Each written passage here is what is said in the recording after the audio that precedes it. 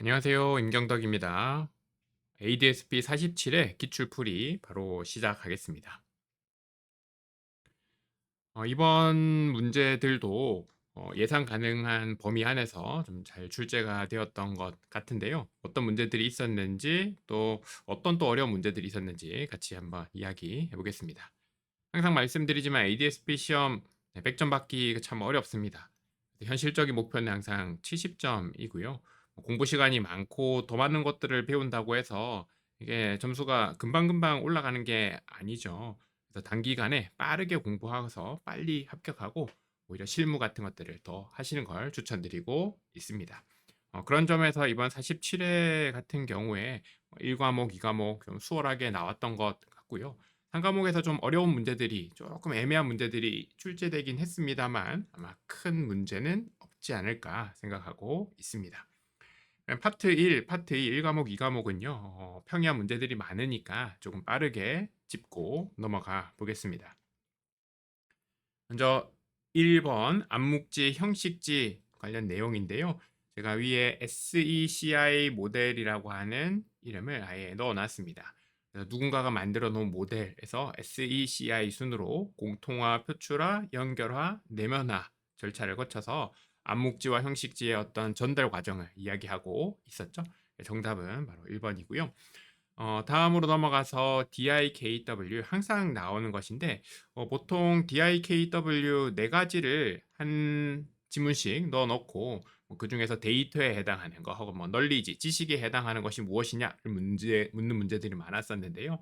이번에는 조금 특이하게 나머지 색과 다른 하나를 찾는 것을 이야기하고 있습니다.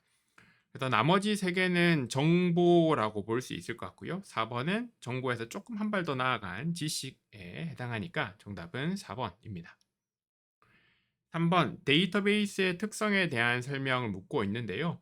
이번 문제들을 보면은 지문만 잘 읽어도 답이 나오더라고요. 그래서 정보 축적과 전달이라고 하는 것이 보기에 나오고 있으니까 정답은 4번이 될 겁니다.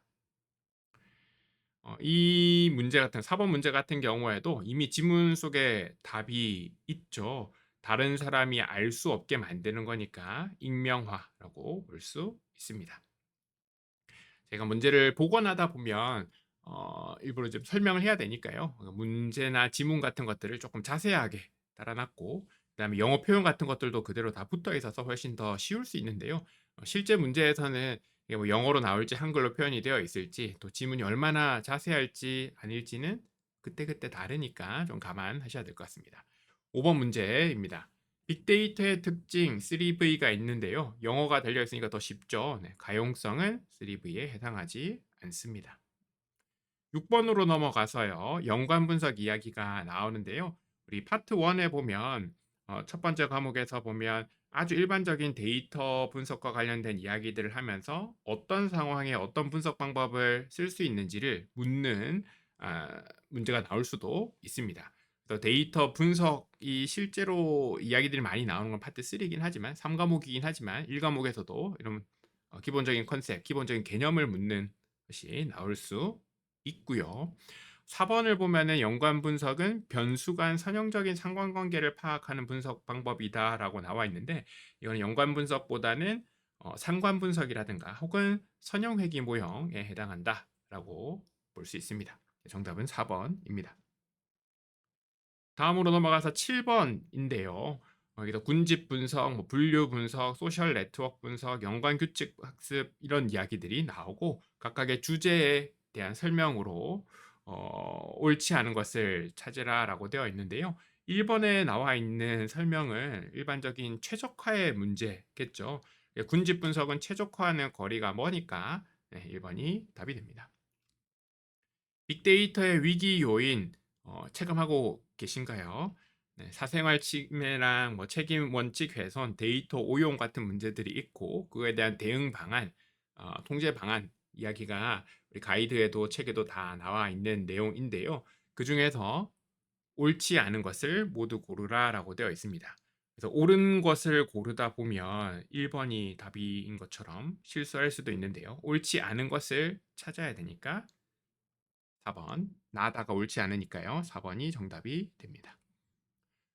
9번이고요. 데이터베이스 응용 시스템에 대한 설명을 묻고 있는데 여기에 보기는 제가 조금 자세하게 상세하게 좀 설명을 많이 해 놓은 편입니다.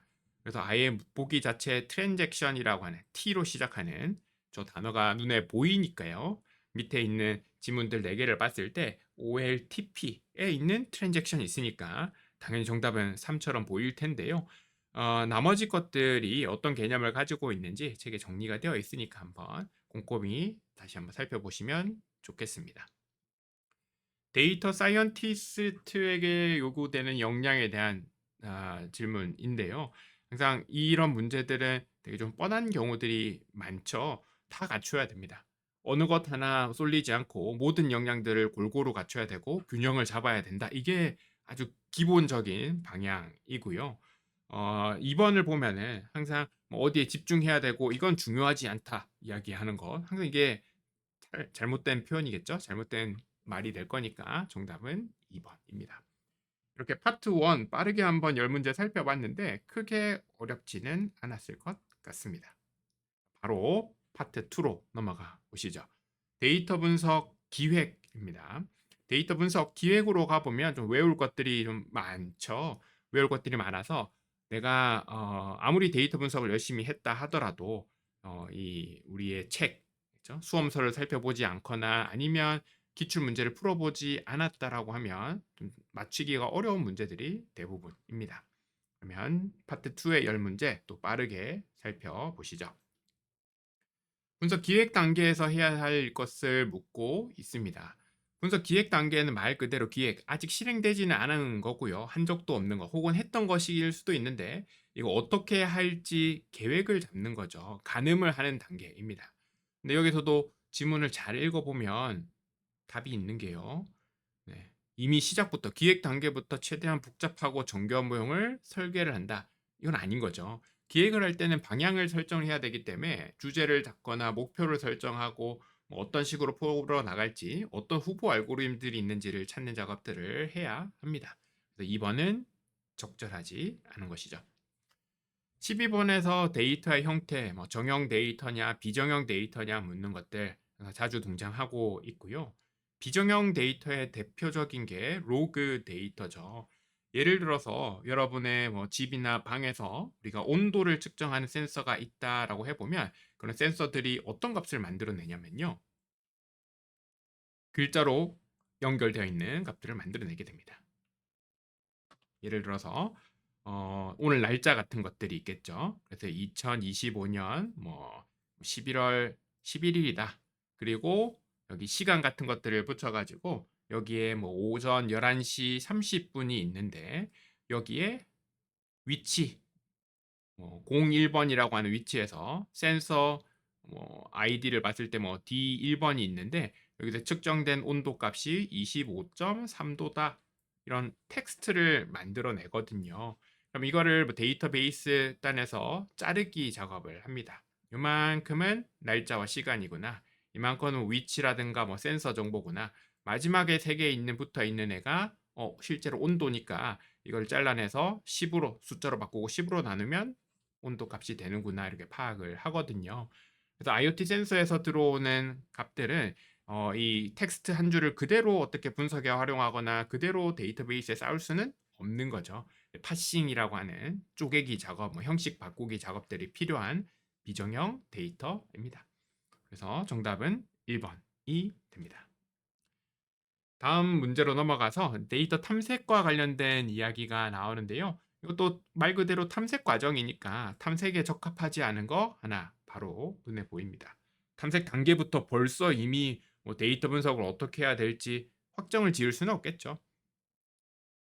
14번 이번에는 기획 단계에서 분석하고자 하는 대상은 알고 있어요. 근데 어떻게 해야 될지는 모를 때 어떤 걸 써야 되냐 이야기가 나오는데요. 사실 이 문제는 말씀드렸듯이 ADS-B 기출 문제라든가 책을 보지 않았다라고 해보면 너무나 어려운 문제고요. 책을 본 적이 있거나 기출 문제를 풀어봤다라고 하면 너무나 쉬운 문제이죠. 그래서 책에도 나와 있지만 분석의 대상을 알고 있다, 모른다. 분석의 방법을 알고 있다, 모른다에 따라서 이렇게 4가지 주제 유형 분류를 해놓고 있고요. 여기 해당하는 걸 찾는 문제라서 상당히 쉬운 문제입니다. 15번입니다. 상향식 접근 방법에 대한 걸 묻고 있는데요. 이게 상향이니까요. 아래에서 위로 올라가는 bottom up approach에 해당합니다.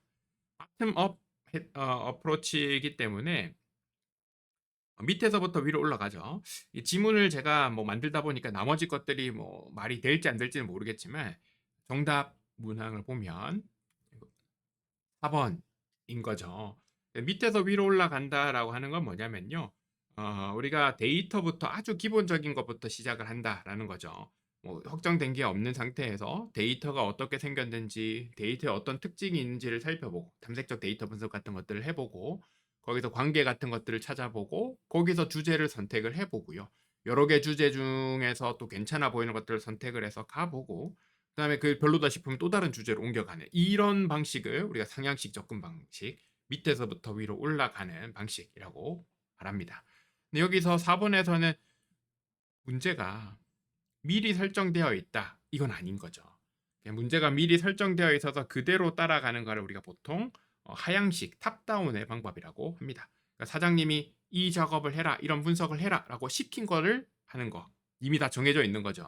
이걸 탑다운이라고 하고 얘는 하향식에 대한 설명이니까 상향식 접근 방식에 대한 설명으로는 옳지 않은 거죠. 16번입니다. 여기서 뭐 중요한 걸 고르라라고 해놨는데요. 다 중요하니까 가나다가 답입니다. 책에 나와 있는 내용이고요. 분석 성숙도 모델에 대한 설명이고요. 얘 같은 경우에도 사실 책에 나와 있는 그 체계죠. 그 정리되어 있는 표에 따라서 정답을 선택하는 거라서 책을 보셨거나 기출 문제를 한번 풀어보신 분들은 유심 있게 그 부분을 보신 분들은 어렵지 않게 풀었을 것 같습니다. 그렇죠? 그래서 이제 분석을 위한 기초적인 환경과 시스템 구축이 시작되는 단계, 뭔가 도입하는 느낌이 좀 들죠. 그래서 2번 도입 단계가 답입니다. 18번은 분석 조직과 관련된 내용인데요. 네, 분석 전담 조직이라고 하는 이야기가 나오죠. 전담을 하고 있다라고 하니까 답은 좀 수월하게 3번을 선택할 수 있겠네요. 19번에서 이제 데이터 거버넌스 이야기가 나옵니다. 그래서 책에 있는 내용들 그대로 글들을 좀 옮겨 놨고요. 좀 지문만 보더라도 그냥 뭐 별도로 해야 된다, 뭐 신경 쓸 필요 없다 이런 것들이 답인 문제, 좀 수월한 문제 중 하나죠. 조금 어려울 수 있는 문제가 20번인데요. 이게 잘 따져보면 분석 거버넌스와 관련되어 있는 내용입니다. 그래서 분석 준비도와 분석 성숙도, 우리 교재에 있는 책에 있는 내용을 그대로 제가 따왔는데요. 분석 준비도에 대한 부분을 묻고 있긴 하지만 분석 성숙도 부분을 보셔도요. 되게 비용과 관련된 이야기들은 조금 덜 중요한 편입니다. 이게 분석 거버넌스 때문이에요. 거버넌스에 해당하기 때문인데요. 우리가 주제들이 나오고 주제의 우선순위를 선정하고 할 때는 비용을 무시할 수가 없습니다. 어떤 것들을 먼저 할 수 있냐, 어떤 게 뭐 현실적이냐를 따질 때는 돈 이야기가 빠질 수 없긴 한데요. 거버넌스라고 하는 거는 실제 수행이라기보다는 뭐 현황을 파악하고 큰 그림을 그리는 단계거든요.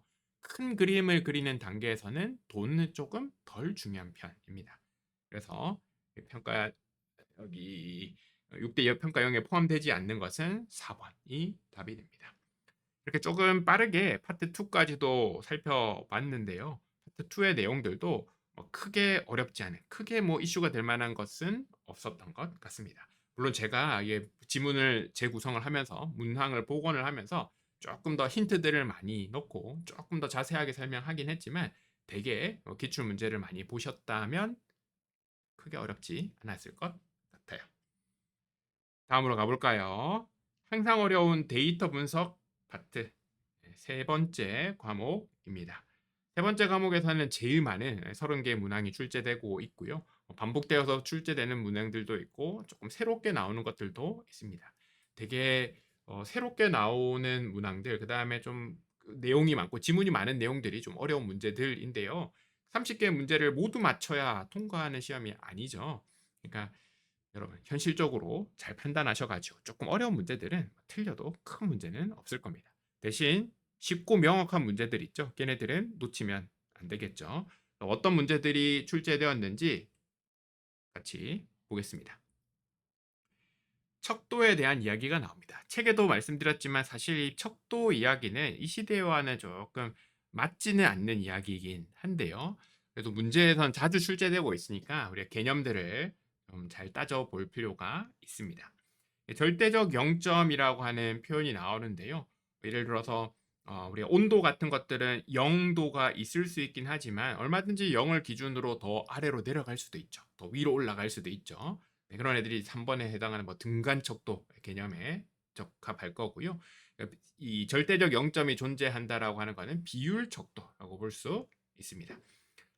비율척도의 특징은 뭐 더하기, 빼기, 곱하기, 나누기 이런 것들이 다 가능하다라는 것이 또 있죠. 뭐 사칙 연산이 다 가능하고 뭐 0이 없다라는 의미를 가지고 있다. 그러면은 비율척도 이야기입니다. 탐색적 데이터 분석에 대한 문제고요. 얘는 이론 문제는 아니죠. 절차적인 문제를 따지는 거라서 얘 같은 경우에는 지문을 4개의 지문을 꼼꼼하게 읽어보면요. 이번에 보시면 분석 모형의 안정성을 확보한다. 이거는 데이터 탐색 단계에서 할 이야기는 아닌 거죠. 아직 정확하게 어떤 분석을 할지를 모르는 상황에서 우리가 이것저것 시도를 하는데 동일한 분석 결과를 얻는다. 이거는 나중 이야기일 거죠. 그래서 정답은 2번입니다. 23번 문제인데요. 여기서 원래는 상자 그림이 등장을 해야 되는데 제가 상자 그림을 그리지는 못했습니다. 그래서 그냥 값만 이렇게 넣어놨는데요. 예를 들어서 상자 그림이 이렇게 나와 있다라고 치겠습니다. 원래 아래쪽으로 보면은 뭐 최소값, 최대값이 있을 수 있고 여기로 선이 수염이 연결이 되어 있었겠죠. 네. 근데 지금 문제에서는 사실 이상치 판단하는 과정에서는 최소값이 얼마인지 최대값이 얼마인지는 중요하지 않습니다. 보통 이 상자 그림을 볼 때는 X축은 중요하지 않습니다. 나중에 다른 문제에 보면은 그룹이 들어왔을 때 여러 개의 상자 그림이 이렇게 그려질 수는 있어요. 그랬을 때는 X축에 보면 그룹 변수가 들어오겠지만 지금 하나의 상자 그림이 있을 때는 보통 이제 Y축이 중요한 거죠. 상자가 가로로 누워 있을 수도 있습니다, 여러분. 이게 항상 약속되어 있는 건 아니기 때문에 상자가 가로로 누워 있을 때는 X축이 중요한 거고 Y축은 그게 중요하지 않은 거죠. 그래서 여기에서 상자의 아랫변의 위치, 여기에 해당하는 숫자 값이 이제 Q1 25% 지점이 될 거고 문제에서 4였다고 하네요. 그 다음에 상자의 윗변의 위치, 여기에 높이가 Q3라고 부르는 75% 지점이고 실제 문제에서 12였다고 합니다. 그럼 이 상자 그림에서 우리가 뭘 하냐면 IQR이라고 하는 걸 계산을 하는데요. IQR은 말 그대로 인터 쿼타일 레인지, 두 개의 사분위수 간의 거리를 의미합니다. 상자 그림에서는 여기 상자에서의 어떤 높이를 말하게 되고요. IQR이 8이 나왔는데 여기에다가 보통 1.5를 곱하는 거죠. 그럼 1.5를 곱해보면 12가 나올 거고요. 상자의 아랫변을 기준으로 이 1.5배의 IQR만큼 범위를 주고요. 그 다음에 상자의 윗변에서 이 1.5배 IQR만큼 또 이런 마진 범위를 주게 됩니다. 그래서 이 범위 안에 들어오는 애들은 여기서부터 여기까지겠죠. 이 범위 안에 들어오는 애들은 이상치가 아니고 안쪽에 있는 애들이니까 괜찮은 애들이고 이 범위 바깥에 있는 애들은 이상하다. 값이 너무 작거나 너무 크다라고 해서 아웃라이어라고 부르는 거죠. 그럼 상자의 아랫편의 위치가 4인데 거기다가 12만큼 내려가 보면 마이너스 8이 될 거고요. 상자의 윗변의 위치는 12인데 여기에다가 12만큼 더 올라가 보면 24가 되겠죠. 그래서 정답은 2번이 됩니다. 다음 문제로 가보겠습니다. 1종 오류와 2종 오류 이야기가 나오는데요. 이건 사실 뭐 혼동행렬, 컨퓨전 매트릭스 이런 부분과 좀 의미가 좀 와닿기도 하죠. 근데 이 통계 검정의 문제를 생각을 해보면 우리가 실제와 그다음에 검정의 결과가 있습니다. 실제로 귀무 가설이 맞다. 혹은 뭐 대립 가설이 옳다. 검정의 결과로 뭐 대립 가설을 채택을 했느냐, 혹은 뭐 기무 가설 기각했느냐, 혹은 기무 가설 그대로 있느냐 이런 상황들이 있을 건데요.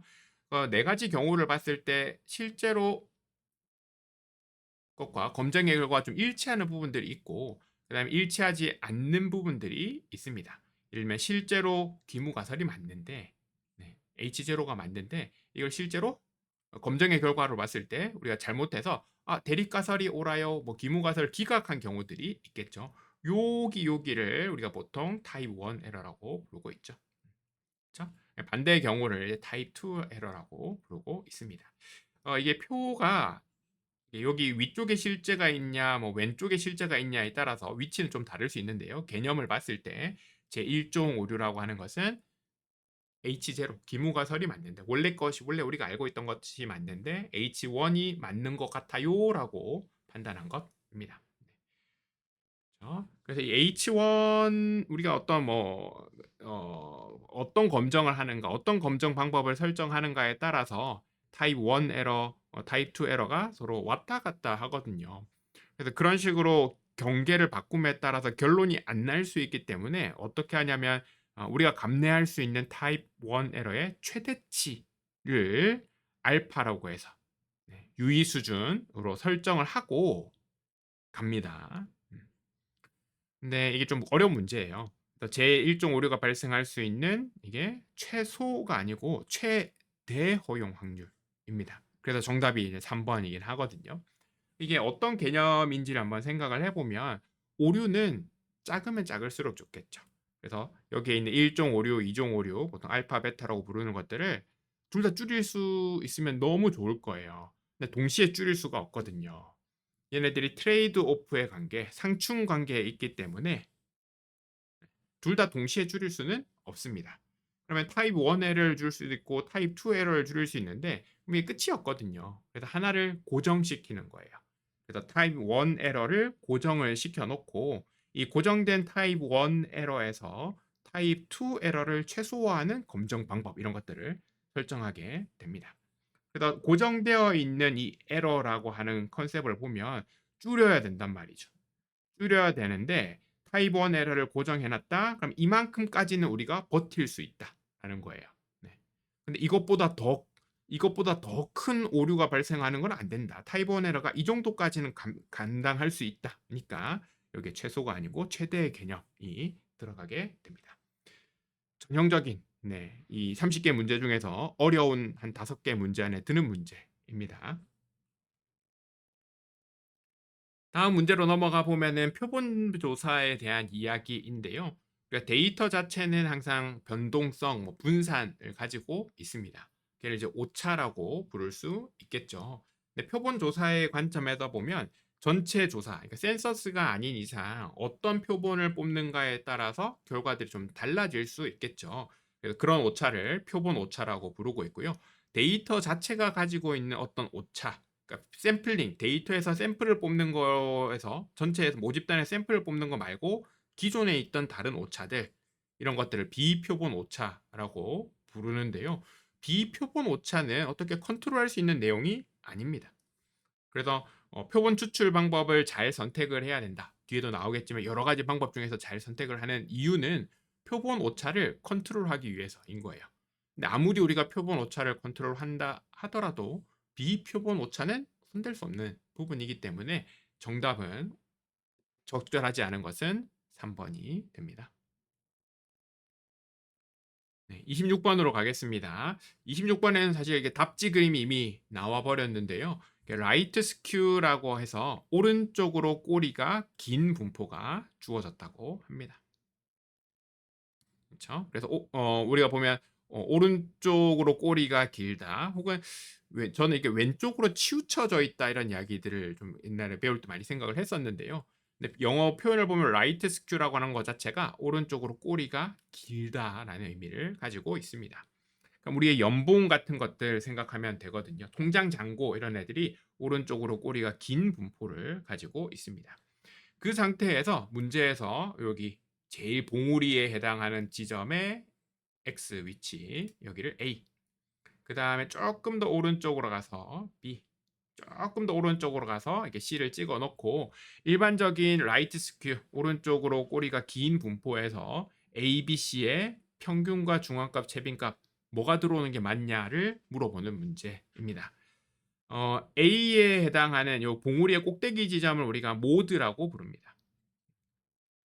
최빈값이라고 볼 수 있고 연속적인 분포에서는 제일 꼭대기 지점의 x값 위치를 의미를 합니다. 그래서 이거는 최빈값, A는 최빈값이고요. 그 다음에 나머지 BC를 따져야 되는데 평균과 중앙값이 있겠죠. 연봉을 생각을 해보면 통장 잔고를 생각을 해보면 아주 일부의 돈 많은 사람들, 아주 일부의 고액 연봉자들이 평균은 끌어당길 수가 있습니다. 근데 중앙값은요 사람 수에 따라서 결정이 되는 거죠. 그래서 아무리 제일 돈 많은 사람이 10억을 가지고 있든 뭐 100억을 가지고 있든 100조를 가지고 있든 중앙값은 크게 달라지지 않습니다. 사람이 한 명 들어오면 그냥 한 칸씩 반 칸씩 옮겨갈 뿐이지 중앙값은 크게 달라지지 않아요. 그래서 오른쪽으로 꼬리가 긴 분포에서 평균은 여기에 있는 큰 값에 따라서 많이 오른쪽으로 이동한 편이고요. 중앙값은 조금 천천히 움직이니까 B가 중앙값, C가 평균이 됩니다. 그래서 정답은 3번입니다.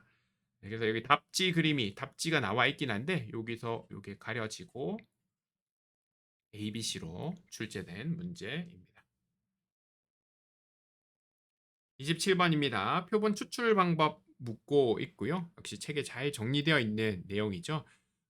개통 추출법에 대한 문제를 보면 요거 우리 되게 저기 출구조사 같은 거 할 때 저 투표하고 난 다음에 선거하고 난 다음에 출구조사 같은 거 할 때 쓰는 방법인데요.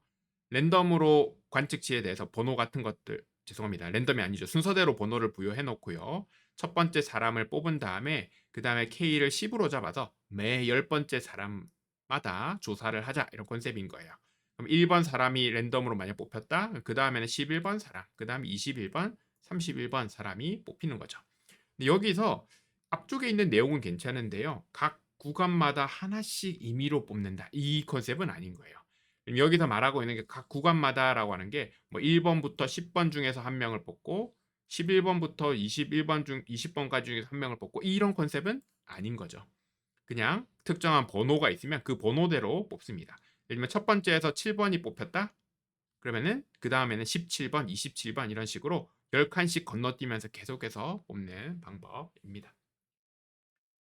적절하지 않은 것은 4번이고요. 나머지 3개에 대한 설명은 다 잘 되어 있네요. 28번 통계적 유의성에 대한 내용, 그 다음에 또 가설 검정에 대한 내용인데요. 참 이 가설 검정 쪽 뭐 p-value 이런 것들이 나오면 참 쉽지 않은 문제이죠. 그렇죠? 이 문제 같은 경우에는 그래도 그나마 가능성 있는 정답의 가능성이 있는 문제인데요. 우리가 p-value를 계산을 하게 되고요.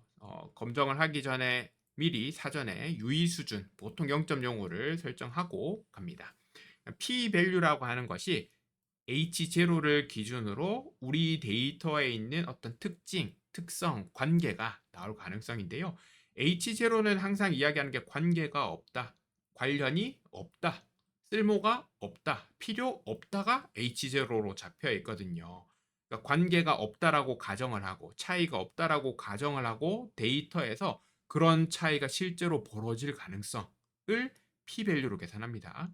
p-value가 높다라고 하는 거는요. 그럴 줄 알았다라는 거예요. 관계가 없을 줄 알았다. 차이가 없을 줄 알았다. 역시 H0가 맞다라는 거예요.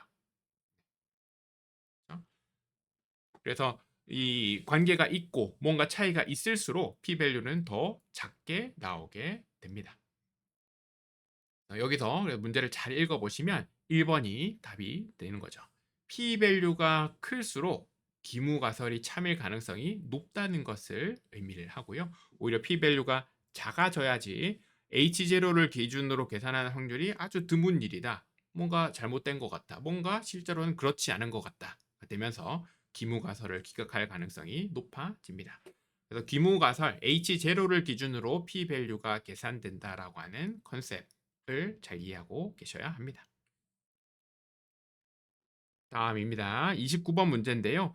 여기서 상자 그림이 2개가 있었대요. 그래서 실제 상자 그림이 지금 복원이 안 돼가지고 정확하게 문제를 재현하지는 못했지만 상자 그림을 가지고 우리가 유추를 해볼 수 있습니다.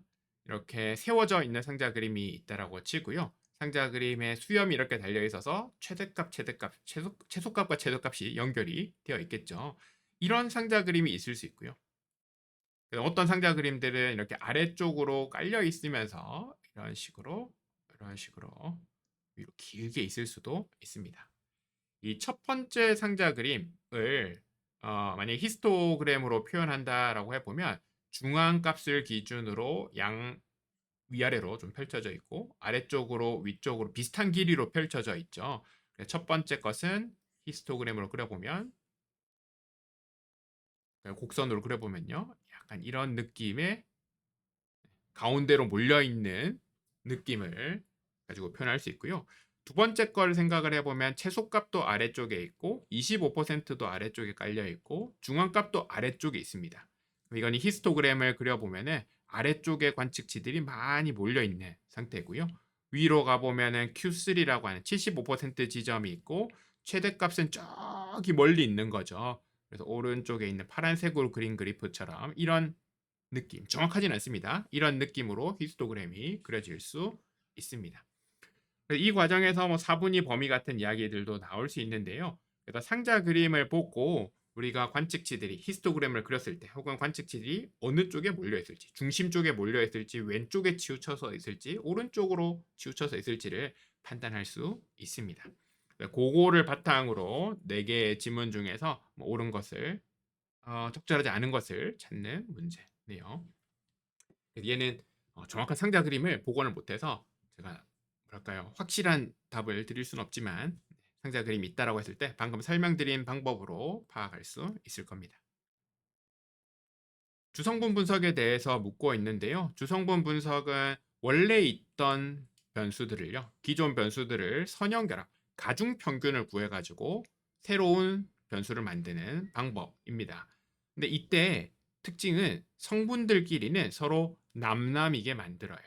뭐 직교한다, 서로 관련이 없다 이런 이야기들을 많이 하거든요. 그래서 2번을 보면은 서로 강한 양의 관계를 가진다. 이거는 말이 안 되는 거예요. 주성분 분석 자체가 뭐 우리 나중에도 나올 뭐 다중 공선성 이런 문제에 대응하고 혹은 변수를 좀 줄이기 위해서 서로 관련이 깊은 애들을 묶어서 걔네들을 묶어서 새로운 변수들을 만들 때, 새로운 성분을 만들 때 만들어진 성분들끼리는 관계가 없도록 하는 게 목표입니다. 그래서 성분들끼리 뭔가 강한 관계를 가지고 있다라고 이야기하고 있는 것은 잘못된 설명인 거예요. 정보의 중복이 중요한 것이 아니라 중복되지 않은 정보를 만들어서 선형회귀 이런 데 활용하는 게 그 목적입니다. 31번 문제입니다. 관측치가 10개라고 하네요. 우리가 이거를 설명을 해보면 숫자로 표현해보면 n이 10인 상황이고요. 여기서 힌트가 단순 선형회귀입니다. 단순 선형회귀 모양은 y를 x 하나로 설명하는 문제가 되겠죠. 그래서 인풋 변수, 흔히 우리가 p라고 부르는 애가 1인 거죠. 뭐 베타까지 했을 때 뭐 이 개수로 보면 2개가 될 거예요. 이게 오차 제곱합이라고 하는 이야기가 나오는데 이 부분은 우리 결정 개수 R 스퀘어를 계산할 때 표 기억하시나요? 그 부분과 관련이 될 겁니다. 오차 제곱합 SSE가 있는데요. 얘를 오차 제곱, 오차 평균 제곱 MSE를 계산하는 방법이 있습니다. 요거 표를 보면 이게 자유도라는 컨셉이 나오는데요. 전체 모형에서의 자유도는 전체 표의 마지막에 보면은 이렇게 n-1이 항상 달려 있죠. 이거는 전체 평균과 관련된 빼기 1이 될 거고요. 여기에 보면 모형의 자유도가 있고 그 다음에 오차의 자유도가 있는데 두 개를 더했을 때 여기 아래쪽에 있는 숫자가 나와줘야 됩니다. 그렇죠? 그래서 우리가 위에 보면은 네, 여기에 보면 보통 p 마이너스 1이 들어오고 여기는 n 마이너스 p가 들어오게 되는데요. 우리가 x 인풋은 한 개지만 지금 모르는 추정의 대상을 생각을 해보면 베타 제로도 모르고 베타 1도 모르고 모르는 애가 2개입니다. 그래서 x의 개수를 따졌을 때 모형에서 들어온 이 p라고 하는 n은 x에다가 더하기 1을 x의 개수에다 더하기 1을 하게 되고요. 회귀 개수의 개수로 생각하시면 되겠죠. 그래서 여기에서 봤을 때 자유도를 계산해 보면 모형에는 원래 2개 모르는 것들이 있으니까 빼기 1을 해보면 1이 될 거고요. 그 다음에 오차 부분을 생각을 해보면 전체 개수에서 모르는 거 2개 개수 2를 빼게 되면 8이 될 거예요. 그다음에 전체에서의 자유도를 생각을 해보면 10 빼기 1을 해서 9가 되겠죠. 그래서 1 더하기 8을 하면 이렇게 9가 나오도록 자유도 부분이 설정이 됩니다. 그런 다음에 여기 오른쪽을 가보면 이제 오차 제곱합이 있어서 표현이 sum of squared 뭐 error in 애가 여기 SSE가 있고요. 어떨 때는 뭐 sum of squares of 뭐 regression이라고 해서 R이라고 부를 수도 있고 이게 뭐 다른데 앞쪽에 뭔가 다른 이름으로 붙어 있을 수도 있습니다. 근데 지금 묻고 있는 거는 SSE가 20인데 이거 MSE를 계산을 했을 때 MSE가 얼마가 될 것이냐인 거죠. 요거 20을 8로 나누면 됩니다. 그래서 정답은 3번이 되는 거죠. 다중공전성 문제를 묻는 32번 문제입니다. 다중공전성은 x들끼리 뭔가 관련이 깊은 문제이죠. 그래서 y를 x들의 관계, x들을 활용해서 설명을 하고 싶은 거예요. 그래서 x1, x2, x3, x4 여러 개의 x들이 있는데 얘네들로 설명을 하고 싶은데 얘네들끼리 뭔가 관련이 있는 문제입니다. 그랬을 때 가장 큰 문제가 뭐냐면요. 애매모호함이 생깁니다. 우리가 예를 들어서 선형회귀 모형을 적합을 한다라고 해보면 베타 0 더하기 베타 1 x1 더하기 베타 2 x2 베타 3 x3 뭐 이런 식으로 관계식이 만들어질 텐데요. 이때 회귀계수 베타 1, 베타 2, 베타 3 같은 것들을 계산하게 됩니다. 원래 선형회귀 모형은 여기 있는 x들끼리는 서로 관련이 없다라고 치고 그렇게 가정을 하고 가거든요. 근데 실제로 그런 관계가 있으면 다중공전성의 문제가 있다라고 부르게 되는 거죠. 그렇죠? 이 다중공전성의 문제를 해결하기 위해서 여러 가지 방법들을 쓰게 되는데요. 그게 여기 위에 있는 세 개의 문제, 세 개의 방법인 거죠. 그냥 변수를 선택하는 방법들이 대부분입니다. 그러니까 조합을 만들어서 새로운 변수를 만들어 넣거나 필요한 변수들을 남겨야 되는데 어떨 때는 분석가가 직접 선택을 하기도 하고요.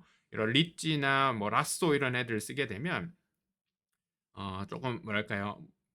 의역을 해보면 알고리즘의 결과를 좀 의역적으로 생각을 해보면 여기에 있는 베타2, 베타3의 회귀 개수들이 그냥 실행을 하게 되면 애매모호하게 숫자들이 찍혀 있을 수 있거든요. 아주 작은 값들이 있을 수 있는데 확실하지 않은 아주 작은 값들을 좀 0쪽으로 몰게 하는 그런 효과들이 있습니다. 결과적으로 봤을 때 회귀 개수들이 0쪽으로 좀 몰리면서 여기에 있는 x2를 안 쓰게 되는 변수 선택이 되게 되는 방법이 있는 거죠. 근데 4번의 문제를 보면 얘는 아예 별개의 이야기인 거죠. 로지스틱 회귀 분석을 쓰는 이유가 뭡니까? 선형 회귀 모형에서는 여기 y라고 하는 애가 숫자거든요. 근데 우리가 yes, no의 문제, 0, 0, 1의 문제에서를 생각을 해보면 y라고 하는 애가 범주형이거나 뭐 레이블이 있는 그런 그룹 변수일 때 로지스틱 회귀 분석을 쓰는 거죠. 로지스틱 회귀 분석에서도 다중 공선성의 문제는 역시 발생할 수 있습니다. 관심 있는 변수가 y가 yes, no의 문제인데 인풋으로 들어간 x들의 관계가 복잡할 수 있는 거예요. 그래서 4번은 전혀 말이 안 되는 이야기인 거죠. 정답은 4번입니다. 33번에서 또 다중공선성과 관련된 이야기들이 나왔는데요. 방금 그 설명드렸던 그 내용에서 연장해서 결국에는 우리가 y를 x들이 설명을 하려고 합니다. 근데 x들이 서로 다를 때는 내가 설명하는 영역, 얘가 설명하는 영역이 확실히 나눠져 있으니까 문제가 없어요. 지금 문제가 얘네들이 서로 엮여 있다라는 거죠. x1이 설명할 수 있는 거 x2도 설명할 수 있고 x2가 할 수 있는 역할을 x1이 대체를 할 수도 있는 거예요. 그래서 이런 상황에서 가장 큰 문제가 뭐냐면 회귀 개수도 좀 애매하게 나올 수 있고요. 얘네들끼리 설명할 수 있는 부분이 겹치다 보니까 좀 나눠 먹기가 좀 강해집니다. 확실한 내 거가 없고 남들과 나눠 먹게 되는 거예요. 그래서 그 문제에서 회귀 개수의 추정치가 뭐 불안정해질 수도 있고 회귀 개수의 분산이 좀 커질 수 있습니다. 그러니까 확실한 내 거가 없는 거예요.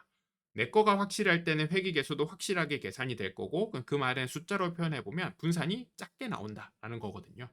근데 내 거, 네 거 확실하지 않으니까 나눠 먹기를 하다 보니까 확신의 정도가 떨어질 수밖에 없고 분산이 크게 나오는 거죠. 그래서 이제 분산 팽창 요인 같은 것들을 숫자로 계산을 해서 뭐 특정한 인계값을 기준으로 다중 공선성 문제를 이야기를 하는 거거든요.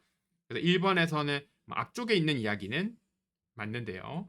뒤에 있는 분산이 일정하다라고 말하는 부분이 잘못된 표현입니다. 그래서 정답이 1번입니다. 회귀 모형의 어떤 적합 결과를 묻는 문제입니다. 이게 선형 회귀인지 로지스틱 회귀인지 제가 정확하게 몰라서 그냥 지금은 선형 회귀를 기준으로 만들어 놓았습니다. 그러니까 얘네들은 주로 보셨을 때 estimated라고 하는 부분, 이게 estimate라고 하는 게 회귀 개수에 대한 부분이 될 거고요. 조금 어긋나 있지만 p value들을 좀 보고 정답을 찾으시면 되겠죠. 얘는 실제로 어떤 문제인지 뭐 어떤 결과가 나와 있을지가 정확하지 않아서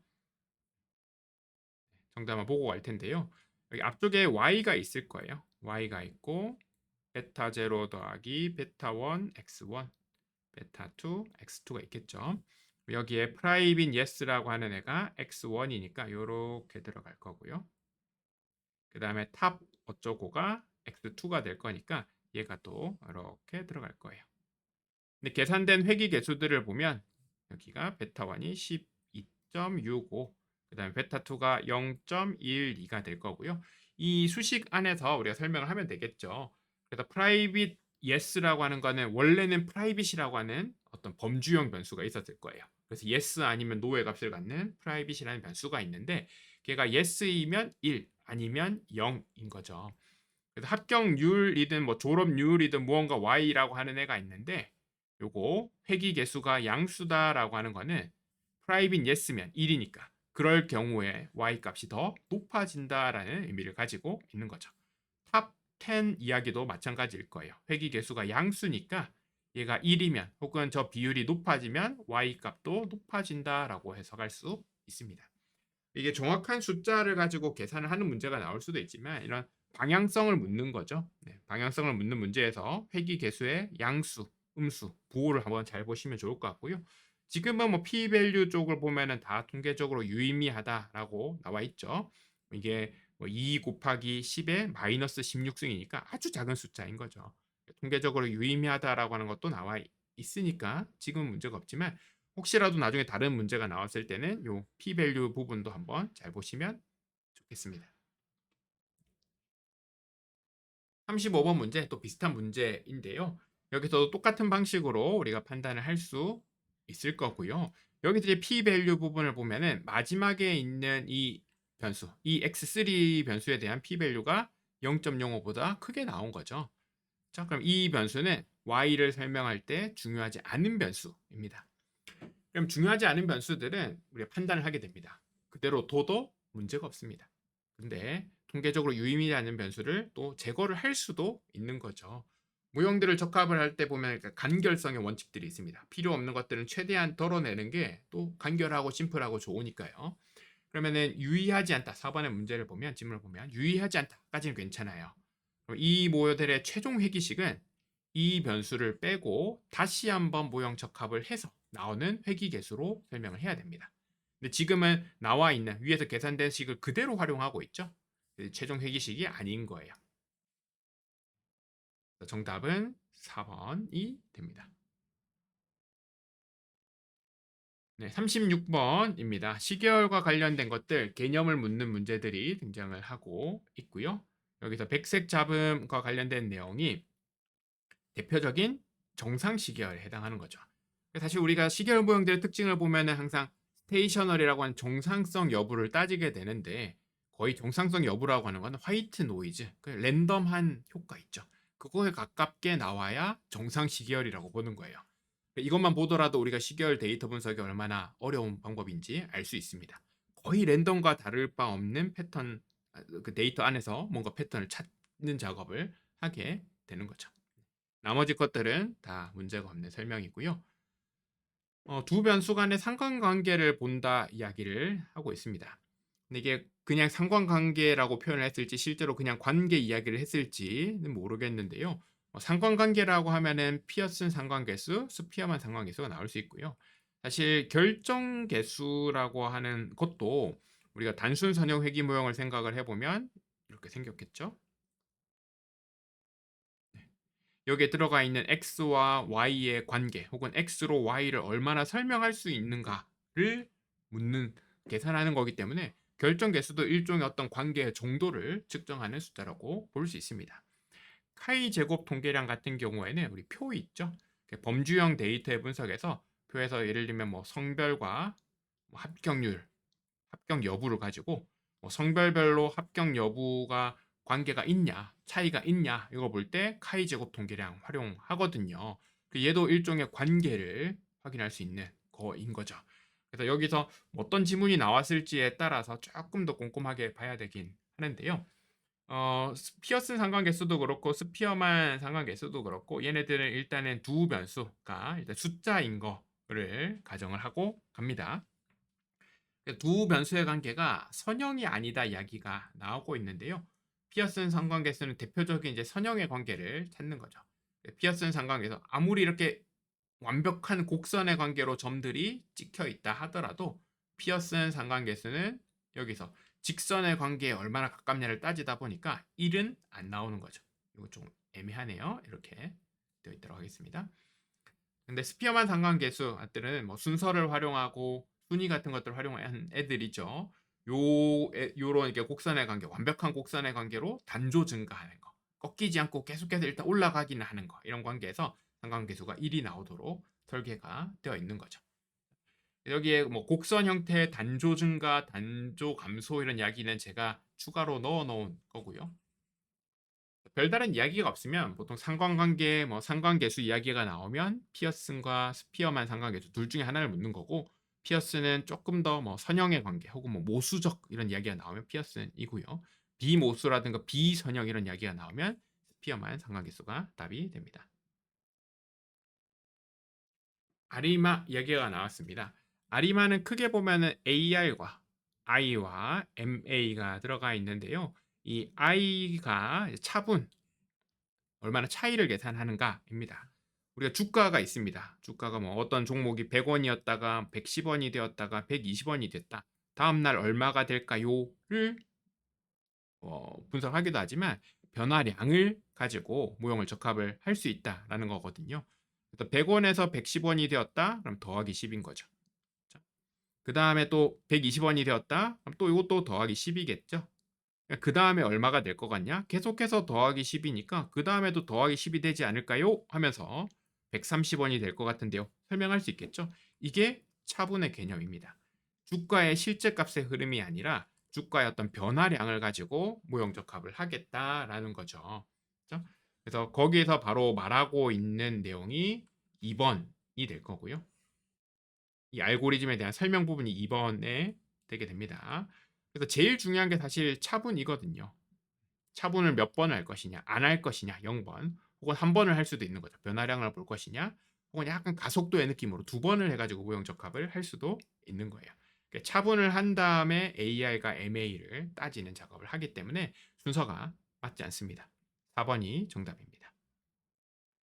네, 39번인데 이것도 네, 완벽한 문제는 아니지만 만약에 어떤 문제가 나와 있을 때 앞에서 말씀드린 그런 회기식을 가지고 설명을 할 수 있을 거고요.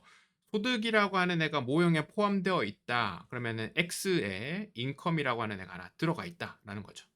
그렇죠? 근데 여기에 밸런스라고 하는 게 Y로 들어가 있을 거고요. 는 있어서 뭐 베타 제로도 있고 베타 원도 있고 뒤에 보면 학생 여부가 여기 달려 있는 거죠. 선형 회귀 모형은 인컴이라고 하는 것과 스튜던트라고 하는 거는 그냥 각자 제 갈 길 간다라고 보고 있습니다. 그래서 인컴이 크든 작든 스튜던트가 크든 뭐 스튜던트든 아니든 이거 남남으로 간다라는 거예요. 그래서 여기서 봤을 때 인컴과 스튜던트는 서로 독립적이고 관계가 없는 게 맞는데 아무리 인컴이 뭐 높다 낮다 한들 학생에 따라서 학생의 여부에 따른 효과는 여전히 밸런스에는 영향을 미치겠죠. 네. 그래서 그런 의미로 4번은 잘못된 설명이 됩니다. 정상성 이야기가 나옵니다. 정상성에 대한 아주 일반적인 걸 묻는 거고요. 책에 정리되어 있는 것들 기준으로 네. 시간의 흐름에 따라서 항상 변화가 없거나 뭐 고정되어 있거나 그런 거죠. 관계가 없고 차이가 없는 거니까 얘는 어렵지 않고 넘어가겠습니다. 인공신경망의 출력층과 관련된 이야기가 나오는데 이거는 이 인공신경망 자체와는 크게 사실은 상관이 없을 수 있고요.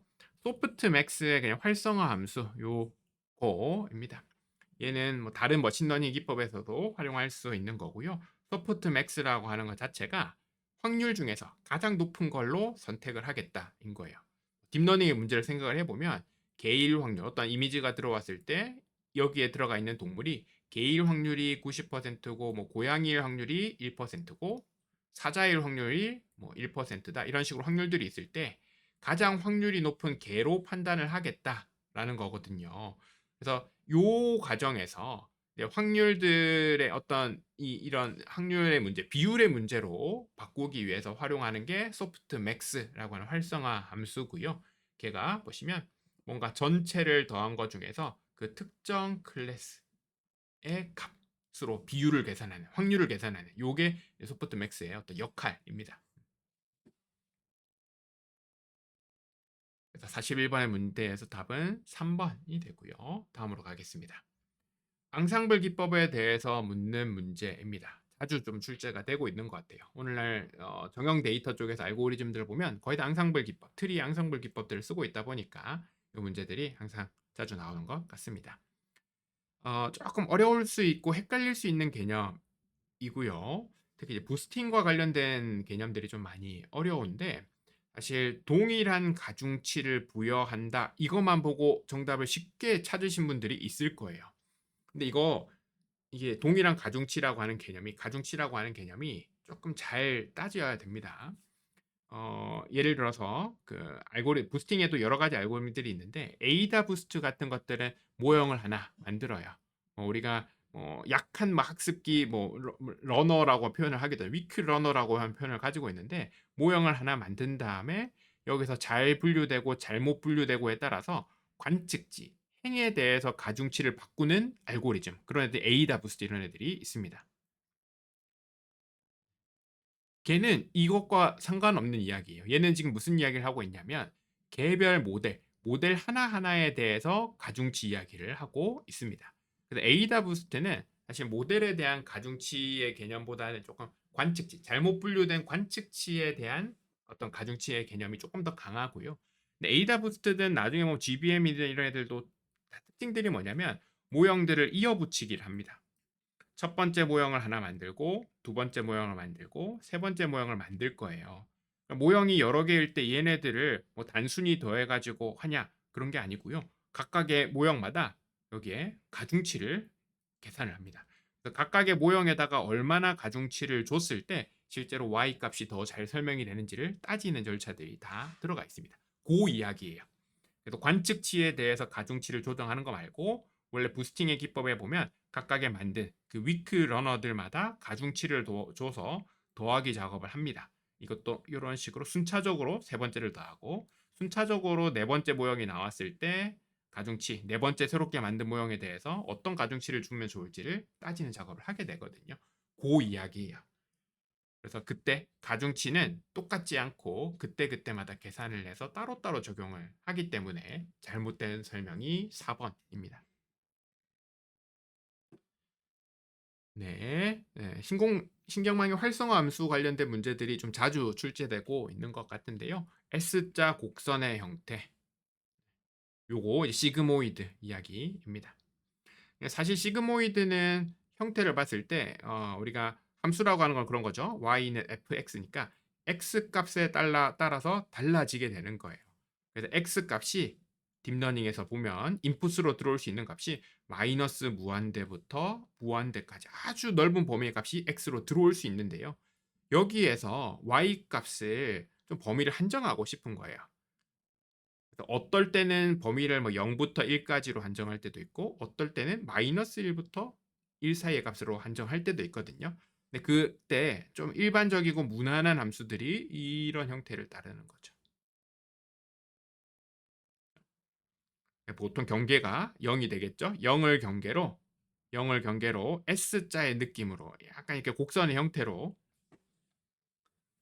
인풋에 따라서 여기에 들어오는 인풋들에 따라서 y 값을 좀 한정을 하려고 하는데 시그모이드 함수 중에서 가장 흔한 로지스틱 회귀는 여기에 가장 작은 값이 0이고요. 가장 큰 값이 1로 들어와서 우리 확률을 예측할 때 쓰는 거고, 어떤 또 다른 시그모이드 같은 경우에는 범위가 마이너스 1부터 1 사이의 값을 가지게 할 수도 있습니다. 그래서 시그모이드는 여러 종류가 있는데 워낙 유명한 게 로지스틱 함수다 보니까 별다른 말이 없으면 그냥 0부터 1 사이까지라고 봐도 보는 게 좀 맞을 것 같아요.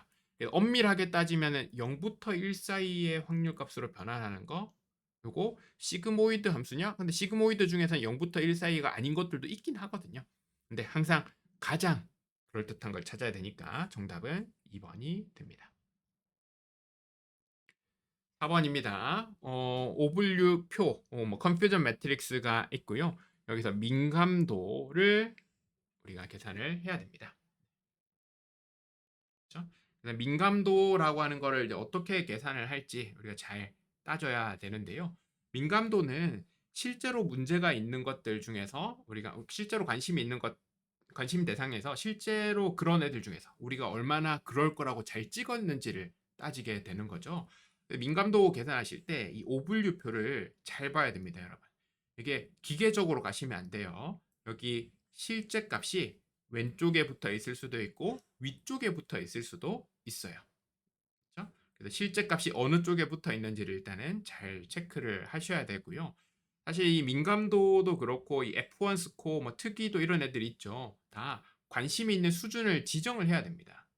예를 들면 true에 대한 민감도를 계산할 것이냐, false에 대한 민감도를 계산할 것이냐, positive에 대한 민감도를 계산할 것이냐, 네, 뭐 negative에 대한 민감도를 계산할 것이냐, 얼마든지 다 가능하거든요. 보통 일반적으로는 별말이 없으면 true 혹은 positive 혹은 yes에 대한 민감도를 의미를 하게 됩니다. 엄밀하게 따지면 이 문제는 뭐 복수 정답이 나오거나 답이 없거나 할 수도 있는 거예요. 근데 여기서 보면 민감도라고 하는 거는 문제가 있는 애들, 관심이 있는 애들 중에서 실제로 그렇게 예측한 애들이 얼마나 되냐가 되겠죠. 실제 값을 기준으로 따로 지정되어 있지는 않지만 true라고 하는 걸 기준으로 보통 보면 되니까 여기에 보면 총 30개가 있습니다. 그 중에서 우리가 실제로 문제가 있을 거라고 예측을 한 거, true일 거라고 예측한 거는 10개가 되겠죠. 그럼 30분의 10해서 0.333이 나오게요. 그래서 정답은 1번이 됩니다. 그래서 너무 이런 이 오차 행렬이죠. 뭐 오분류표, 뭐 혼동 행렬, 컨퓨전 매트릭스 이런 게 나왔을 때는 너무 그냥 내가 알고 있는 대로 가지 마시고 항상 이 축 이름 같은 것들을 잘 따져 보셔야 됩니다. 45번 대표적인 이제 어려운 문제입니다. 이것도 제가 이렇게 위쪽에 지문을 일부러 좀 어려운 걸 좀 풀어 설명을 하다 보니까 여기 뭐 기대값 계산과 최대 가능도 추정 이런 단어가 나와 있으니까 자연스럽게 EM이라고 하는 게 나오는데요. 이거 어려운 거니까 넘어가겠습니다. K평균 군지파에 대한 설명이고요. 이 K평균 군지파뿐만이 아니라 어떤 지표들을 계산을 많이 하게 됩니다. 항상 보면은 X축에는 모형의 어떤 복잡도 같은 것들, 뭐 이런 것들이 들어오게 되고요. Y축에는 지표 같은 것들이 들어오면서 복잡해질수록 지표가 어떻게 달라지는지를 보게 됩니다. 이거를 복잡도가 뭐 1, 2, 3, 4, 지금은 그룹의 개수니까요. 1, 2, 3, 4. 이렇게 그룹의 개수가 늘어남에 따라서 이제 지표라고 하는 애가 어떻게 달라지는지를 보면서 최적의 뭐 복잡도 순간들을 잡아보자 컨셉이고요. 얘네들을 보면은 아주 높다가 복잡해지면은 개선이 잘 되죠. 근데 개선의 폭은 점점 완만하게 된다. 그래서 특정 시점이 되면은 아무리 모형이 복잡해지거나 하더라도 잘 개선이 안 된다. 큰 차이가 없어진다라고 보는 거죠. 이런 그림들을 우리 스크리플러 팔꿈치 그림이라고 합니다. 손 관절 비슷하게 생겼다라고 보는 거죠. 그렇죠? 이런 그림이 있었을 거예요. 급격하게 감소하다가 어느 순간부터는 완만해지니까 보통 요 시점을 딱 끊어가지고 네, 더 이상 갈 필요가 없는 거죠. 완만해지는 거는 어차피 우리가 얻을 수 있는 뭐랄까 지표가 개선되는 효과가 적다, 큰 차이가 없다라는 거니까 여기서 끊으면 되니까요. 아마 그림이 삭까지는 기울기가 급격하게 뭔가 줄어들다가 5부터는 완만해가지고 평탄해졌다라고 나와 있었을 거예요. 실제 그림이 그랬을 거니까 그럼 우리는 삭까지만 가면 되는 거죠. 그렇죠? 이게 K평균 군집합뿐만이 아니라 여기서는 뭐 실루엣 계수 이런 것들을 활용을 했을 거예요. 근데 그것뿐만이 아니라 많은 데이터 분석에서 최적 포인트를 하나 찾아야 될 때 이런 방법들, 스크리플랫이라고 하는 팔꿈치 방법, 뭐 엘보우 기법 이런 것들을 많이 씁니다. 네. 여기 솜과 이제 DB스캔이라고 하는 알고리즘에 대한 설명이 나오는데요. 둘 다 좀 어렵죠. 그룹을 나누는 방법 중에 보면 K평균 군집합 같은 경우에는 관측치들이 이렇게 흩어져 있을 때 어떻게든 이 영역을 뭐 파란색, 뭐 빨간색, 오렌지색 이런 식으로 나눠 놓고 여기에 최적 공간들을 찾아가는 느낌으로 작업을 하게 됩니다. DB스캔은 접근 방법이 조금 다르죠. DB스캔은 이렇게 점들이 흩어져 있으면 하나의 관측치가 있으면 얘네들이 조금씩 영역을 확장을 해가면서 조금씩 영역을 확장을 해가는 컨셉을 가지고 있습니다. 그럼 빨간색으로 이렇게 그룹이 있었으면 얘네들도 그룹을 조금씩 확장해가는 느낌을 가지고 있는 거죠. 솜이라고 하는 거는 좀 절차 방법이 좀 다른데요. 요거 위키피디아에서 제가 오른쪽에 있는 그림을 하나 가져왔습니다. 그래서 격자를 하나 그려놓는 거예요. 미리 사전에 격자를 설정을 해놓고 얘네들에다가 데이터를 입히게 되면 모형을 적합을 하게 되면 점들이 점점 이 그룹 쪽으로 딸려가는 거 보이시죠? 네, 이런 방법으로 군집합을 만드는 방법입니다. 이것도 좀 쉽지 않은 문제인데요. 여기다 보면 격자 혹은 이 노드의 개수는 고정되어 있습니다. 학습 과정에서 노드가 유동적으로 변하는 게 아니라서 네, 정답이 4번입니다. 이것도 좀 많이 어려운 문제니까 뭐 5개 안에 드는 좀 어려운 문제니까 여러분이 잘 판단을 하시면 좋겠습니다. K평균 군집합 이야기가 나오는데요. K평균 군집합 비계층적 군집 분석이라고 이야기가 나오기도 하는데요. 계층적 군집 분석이 있죠. 계층적 군집 분석의 가장 큰 문제가 모든 관측치 간의 거리를 계산을 해야 됩니다. 그러다 보니까 계산량이 엄청 많은 거예요. 점이 10개가 있으면 우리 10 콤비네이션이겠죠. 뭐 충분히 계산할 수 있을 만큼 건수가 나오겠지만 점이 100개가 되면 이게 100 콤비네이션 일을 하게 되면 이게 점이 10배가 되었다라고 해서 거리를 계산해야 될 양이 10배가 되는 게 아닌 거예요. 사실상 거의 관측치의 제곱 거의 그 정도는 아니지만 얼추 제곱만큼의 계산량이 늘어나게 되는 거예요. 점이 10개였다가 100개였다가 예를 들어서 뭐 1억 개가 되었다. 그러면은 아주 많은 거리를 계산해야 되기 때문에 연산량이 너무 많은 거예요. 그래서 계층적 군집화가 관측치가 많을 때는 비효율적이고요. 그거에 대응하는 조금 더 효율적인 방법을 찾아 놓은 게 K평균 군집화입니다. K평균 군집화는 점들이 있을 때 랜덤으로 뽑죠. 랜덤으로 초기 대장 위치를 잡게 됩니다. 이런 식이 되겠죠. 초기에 이런 식으로 대장의 위치들을 잡아놓고 여기서 영역을 나눠보고 나눠진 영역 안에서 다시 평균 지점 같은 것들을 계산해서 점진적으로 개선을 하는 거예요. 근데 여기서 이제 문제가 되는 건 처음에 관측치들을 선택을 하는 그 랜덤으로 뽑는 과정이 있다 보니까 시도를 할 때마다 랜덤으로 초기 관측치의 중심이 잡히기 때문에 조금 결과가 흔들릴 수 있다라고 하는 특징이 있고요. 또 문제는 이상치의 영향을 많이 받게 됩니다. 왜냐면 결국에는 이렇게 어떤 특정한 영역에 있는 관측치들의 평균 값을 활용을 해서 무게 중심 혹은 군집의 중심을 이동하게 되는데요. 혹시라도 저기 왼쪽 끄트머리에 점이 하나가 있었다라고 해보면 이 파란색들 그룹에 들어와 있는 애들의 무게 중심은 이쪽으로 많이 이동을 하게 되는 거예요. 여기가 새로운 무게 중심이 돼버립니다. 그런 순간 이제 다음으로 가보면은 이 다음 반복을 하게 되니까요. 다음을 가보면 이 무게 중심 파란색의 새로운 무게 중심을 봤을 때 기존에 여기 파란색으로 찍혀 있던 애들은 너무 멀어지는 거예요. 이상한 쪽으로 너무 저쪽으로 무게 중심이 가버린 거죠. 그 다음 번으로 가보면은 이 관측치들이 빨간색 그룹에 속하게 되는 식이 됩니다. 그러면은 여기 있는 파란색 혼자만 남게 되겠죠. 무게 중심이 이쪽으로 더 빨리 이동할 거고 이상한 애가 혼자 하나의 그룹으로 활동되는 그런 문제들이 많이 발생하게 됩니다. 그래서 기본적으로 유클리드 거리를 활용해서 나누다 보니까 이상치에 민감하다는 단점이 있다라고 하는 게 이렇게 해석할 수 있고요. 실제로 이상치가 있는 문제에서 K평균 군집화를 실행을 해보면 관측치가 하나밖에 없는 군집 이런 애들이 만들어지게 됩니다. 여기서 확실한 오답이 눈에 보이죠. 단순하고 빠른데 이유가 초기 중심을 랜덤으로 설정하기 때문이에요. 그래서 초기 중심이 어디가 잡히는가에 따라서 군집파의 결과가 계속해서 달라진다. 이런 문제들이 있습니다. 네, 정답은 2번이죠. 계층적 군집파에서 군집을 합칠 때 거리를 계산을 하는 방법들이 있는데요. 군집이 이렇게 있습니다. 예를 들면 계층적 군집파에서 모든 거리를 계산을 해서 네, 이런 식으로 첫 번째 그룹과 두 번째 그룹 애매하긴 한데요. 뭐 이렇게 세 번째 그룹이 있다라고 하겠습니다. 그럼 이 그룹들을 합쳐야 되는 상황인 거예요. 그래서 A와 B와 C 그룹이 있을 때 AB 그룹을 합칠까, BC 그룹을 합칠까, AC 그룹으로 합칠까, 이걸 판단해야 되는 문제 있는 거예요. 최단 연결법이라고 하는 거는 각각의 그룹끼리의 가장 짧은 거리를 기준으로 우리가 판단하자라는 거고요.